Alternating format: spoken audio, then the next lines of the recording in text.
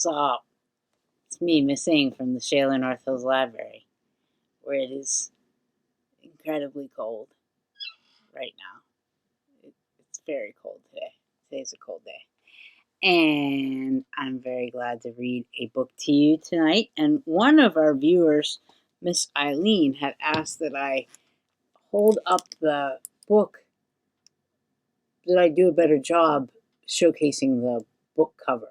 So here it is. The book I want to read for you tonight is Keith Haring, The Boy Who Just Kept Drawing.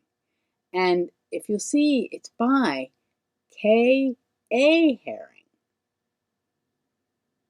So it's about a guy named Keith Haring and by a woman named Kay Haring. A sister writing about her brother, and illustrated by Robert Newbecker. So let me tell you a little bit about Keith Haring. And I think it's pretty sweet that the sister did it for her brother, about her brother. There was a boy named Keith. And when he was little, his father taught him how to draw dogs and fish and funny things. And his dad would draw a line, and Keith would draw one, and soon the whole page would be full. From that time on, Keith never stopped drawing. Never. In elementary school, Keith doodled on the edge of his paper. And when he handed in his work, his teachers would ask, "Why did you doodle on this important paper?" Keith didn't answer. He went back to his desk and just kept drawing. Sometimes Keith invited his friends to draw in his backyard clubhouse. Keith made symbols and said that each one represented a letter of the alphabet. "Why do you use symbols to write?" Keith drew more symbols. It was his way of answering their question. He encouraged his friends to join him. As a teenager, Keith liked to draw in his bedroom with music playing loud. He would draw on every piece of paper he could find. His mother had to yell over the music, "Why can't you turn that music down and go outside to ride your bike?" But Keith sold his bike to buy art supplies, so he answered, "Look at the cool drawings I did." And he just kept drawing.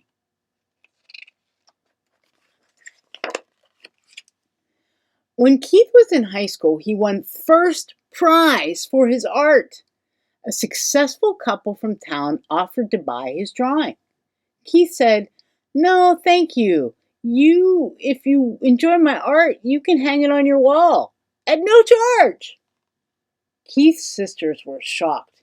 "Why didn't you take the money?" they asked. Keith shrugged. He just wanted to keep on drawing. Keith graduated from high school and went to a big city of Pittsburgh, to a school that would teach him about art. The big city of Pittsburgh. That's here. That's us, right? There were boys on the street trying something new, breakdancing.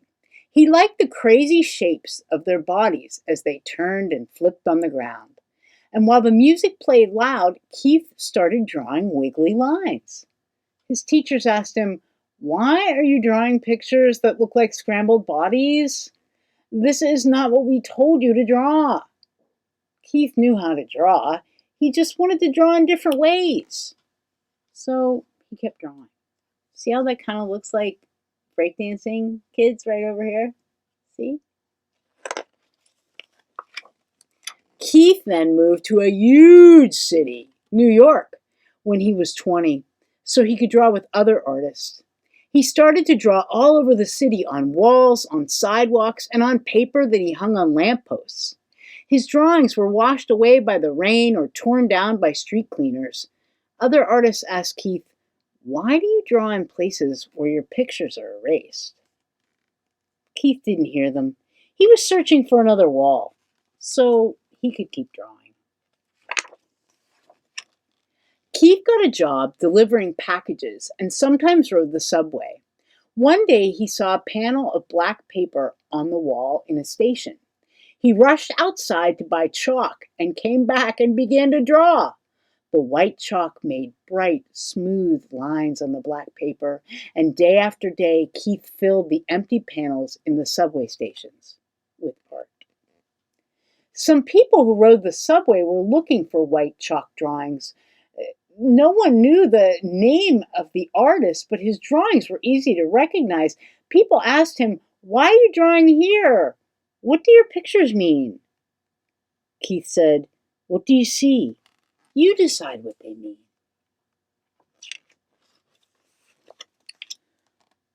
Where Keith lived, there was trash on the street, and people didn't always say hello to each other.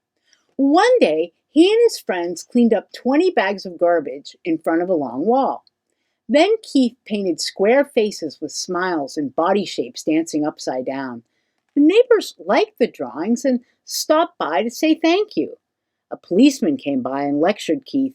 "Why did you do this? I have to give you a ticket because you didn't get permission." Keith paid the fine and just kept drawing.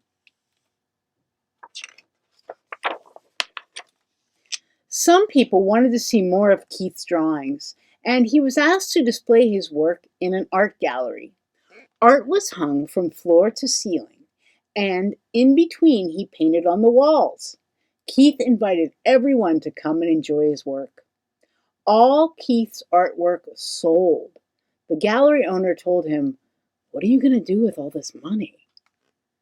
Keith said, "I read in the newspaper that there are kids who don't have enough to eat. I didn't have this money yesterday, and I was happy. If I don't have it tomorrow, I'll still be happy. All children need to eat. I'll send the money to them." The gallery owner gasped. "Why?" Keith just smiled and began to draw again. Now, people were inviting Keith to draw in famous museums and exhibit in galleries all over the world. He was proud that he'd become a successful artist, but wherever he went, Keith insisted he paint a mural so everyone could enjoy his work, not just the people who had the money to buy it. During a visit to Paris, France, Keith painted on the inside of a children's hospital, 6 stories high. Newspaper reporters came to take pictures and asked, "Why did you paint at the hospital? Do you think it will make the sick children feel better?" Keith didn't have time to answer. He had to finish the painting. When the Statue of Liberty was 100 years old, Keith drew an outline of the famous statue on a huge piece of vinyl fabric. Then he asked 900 kids to help him finish the drawing. Keith told them, "Draw anything, whatever you want. No one can say it's bad or good. It's yours." When the giant painting was displayed, people were amazed to see what Keith and the kids had made. But the art critics couldn't understand why a famous artist was drawing with kids. But, you know Keith, he just kept drawing. He painted all over the world. He would draw on anything, anytime, anywhere. Wherever he went and whatever he did, he would not stop. He just kept drawing.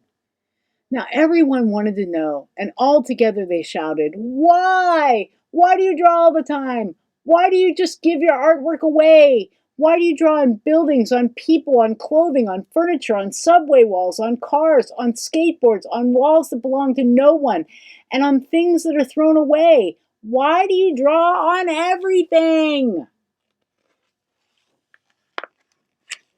Keith stopped drawing just for a moment and answered, "I draw all the time because there are many spaces to fill. I give my drawings away to help make the world a better place. I draw everywhere because everyone needs art." Then Keith turned back to the street, took a piece of chalk from his pocket, and just kept drawing. So this is Keith Haring, and he was from a small town in Pennsylvania that's more easterly called Kutztown. And I'm sure you've seen his artwork here in Pittsburgh and if you've traveled anywhere else too. And I will put a link to more about him, Keith Haring, by his sister. And I think that's pretty cool. I have a little brother, and I'd love to write a book about him someday. He draws too. He's quite the artist. But anyway, my friends, thank you for listening tonight and learning a little bit about Keith Haring. Thank you for making the world a better place and filling it with your love and your spirit. And do me a favor, kiss your beautiful brain, kiss your loving heart. Look in a mirror, look in a mirror, look in a mirror. Say, hey, good looking. Thank you, my friends. You're all good looking, just the way you are.